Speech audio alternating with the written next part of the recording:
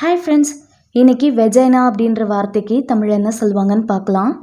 Vagina vagina இந்த வார்த்தைக்கு தமிழ் என்ன சொல்லுவாங்கன்னா யோனி, பெண் பாலுறுப்பு, பெண் உறுப்பு. இன்னும் நல்லா புரிஞ்சுக்கிறதுக்காக 2 எக்ஸாம்பிள்ஸ் சொல்கிறேன். First example, the vagina is an important part of the female reproductive system. பெண்களின் பிரஜனன முறையின் முக்கிய பகுதியாக யோனி உள்ளது.